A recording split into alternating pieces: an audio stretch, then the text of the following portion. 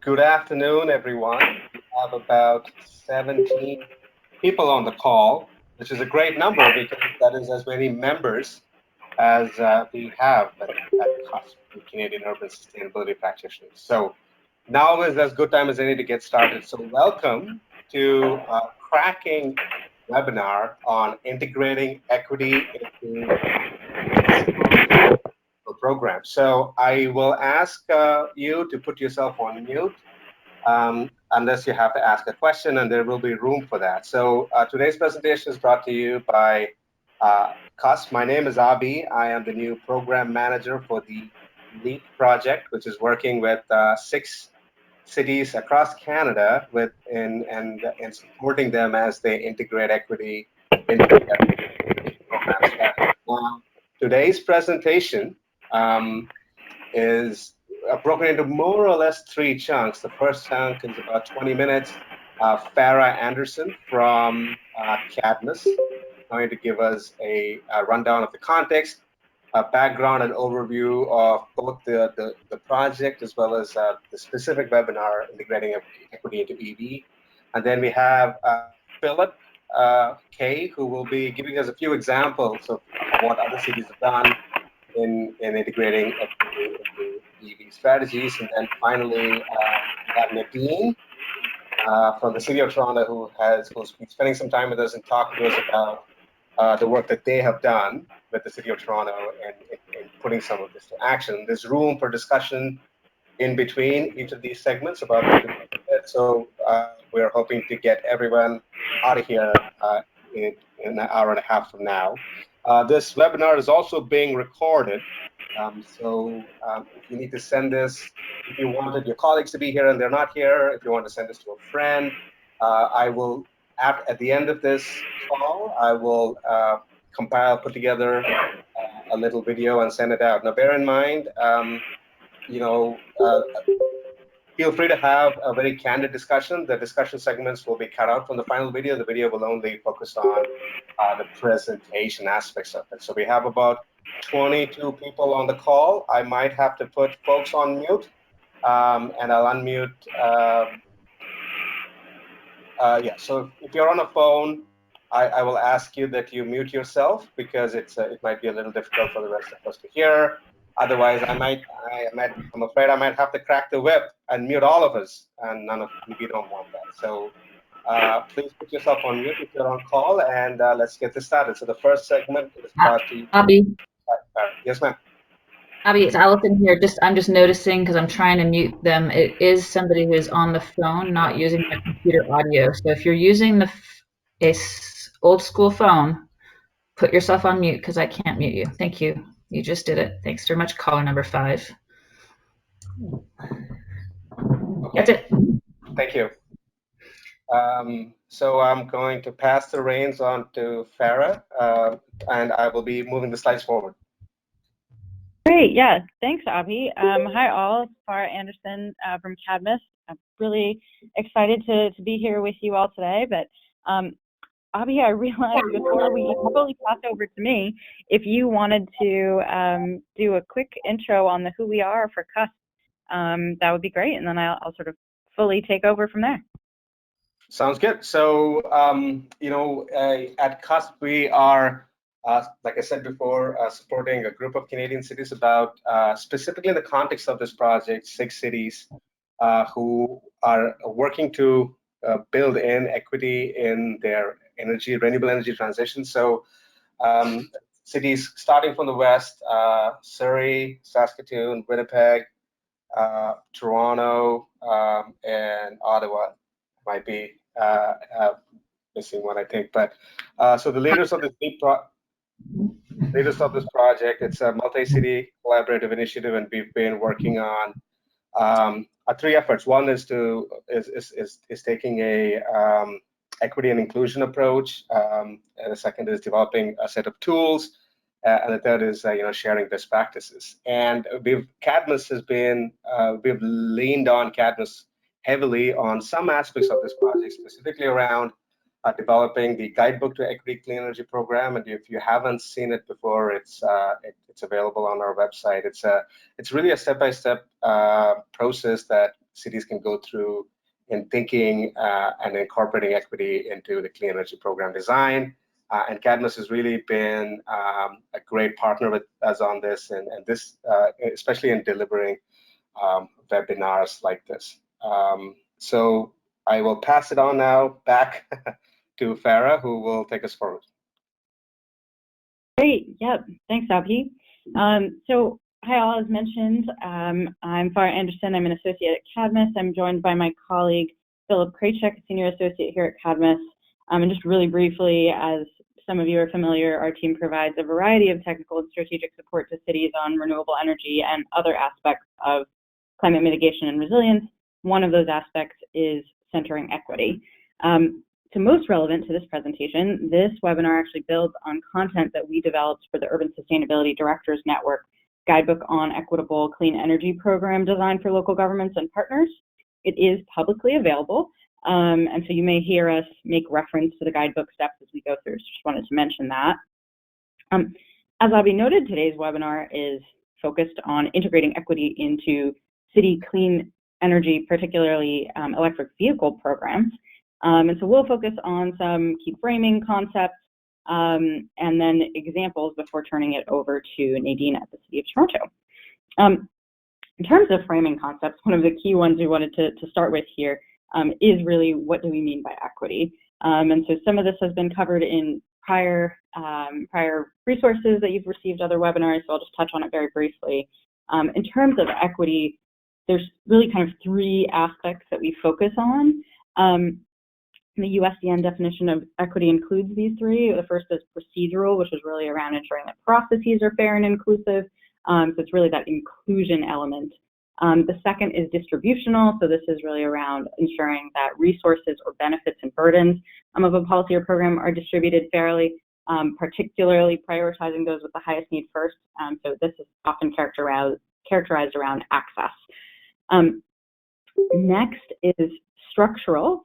In some cases could be intergenerational. And what we think of here is really around across time, right? Correcting for past harms that have occurred for communities and preventing future negative consequences, really focusing on institutionalizing accountability and decision-making structures that can actually promote and sustain positive outcomes. Turning to the next slide of why equity matters in the context of clean energy. The next slide, this is around really thinking about, why does equity matter in the context of clean energy? And we'll start with just a very initial framing, which is that really, essentially the energy, well, I guess I should back up and talk about the energy transformation, sorry. Was a little delayed there with the slide turnover. So in terms of the energy transformation, what do we mean? This is really system-wide change. So we're talking about change at the grid level, at the household level, in our transportation, which is where we're focused on today, and across our communities. So the deployment of these technologies is growing, but not really evenly across populations. Low and moderate income households, immigrants, and indigenous communities don't often receive their equitable share of benefits. And they're also more likely to be overburdened by harms caused from fossil fuel extraction and use. And so we have an opportunity here to really think about the fact that we have a situation to really actually propel forward using clean energy as a solution and actually meet climate goals, lower the energy burden, provide a healthier environment, and create local jobs. And I didn't really get into depth here, but on the left you have some statistics around sort of the number of Canadians and sort of the energy burden in the US and Canada. So that's there for reference, that has been touched on before.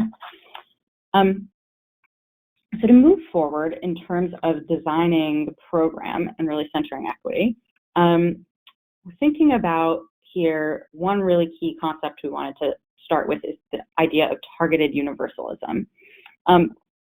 Targeted universalism, so let's unpack this a little bit with each part of the phrase. Targeted, an example of something targeted would be an income qualified program. So you only get the benefit if you meet a certain targeted income criteria. Versus a universal program would be something that everyone receives frequently equally. targeted universalism, bringing those two together, really means setting a universal goal. So designing a program that targets support to those who need that support the most to achieve that universal goal. So a couple of examples, one first outside of our realm of focus, and then we'll go inside our realm of focus. So outside of our realm of focus, right, you might be setting a goal to achieve a reading level for students. Right? So everyone in a given community, we want everyone in that community to achieve a particular grade level of reading level. And then you target resources to support those that might have the most trouble reaching that goal based on structural issues. In the example of what we might be talking about today, it could be something like saying, we want the whole community to have access to a clean energy powered commute that takes under 30 minutes. That would be a universal goal. I'm not saying it's the right goal for every city, but right, that's an example of a type of goal.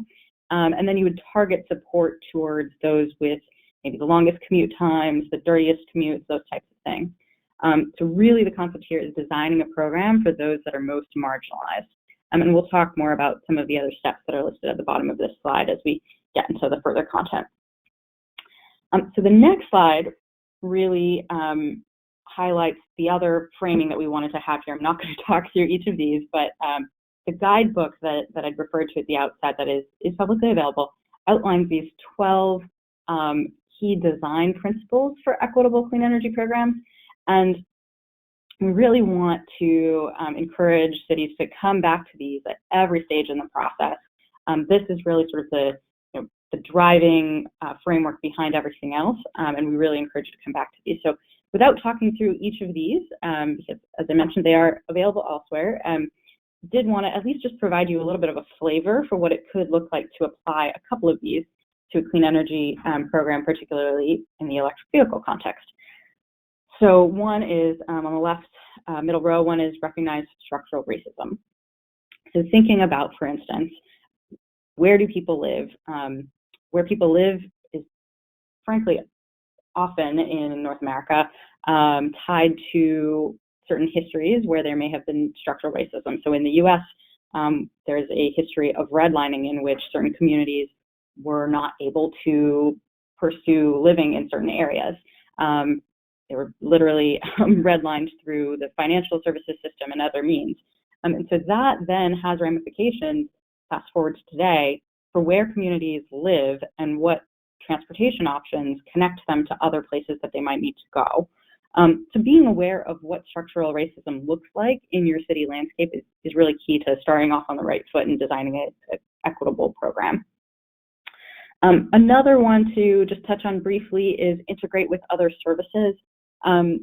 Thinking about here, there's a lot of activation energy to get someone over the barriers to adopt an electric vehicle, right? There's segments of communities where people are challenged to buy cars in general, and these segments might have especially high barriers when you think about electric vehicle adoption. So just one example without getting into the nitty-gritty of the program, but Clean Cars for All in California operates in a way that it actually trains contacts at car dealerships to ensure that they're trained on how to process clean energy for Clean Cars for All grants. So again, the actual program details are less important in this specific example than the fact that what they're doing is ensuring that places that people are already going, that their potential participants are already going, are connected in to their program and making it easier and an overall connected process. Those are just a couple of examples for how to think about applying these principles. I'll let us keep diving into the stages of program design. Since I've referenced the guidebook a couple of times, we did just want to orient you to where we are in this process, kind of where our content centers. In an equitable program design process, there's really a lot of stages, not all of which we're focused on today. We're really focusing on program structure, but there are steps before and steps afterwards, and that's really what this diagram here intends to communicate. Additionally, while we tried to lay this out in a bit of a step change format here, the other kind of point is that this is iterative and that this really involves a long-term commitment with accountability, and that's kind of what that loop is intending to communicate there. So that being said, we're really focusing here on structuring the program.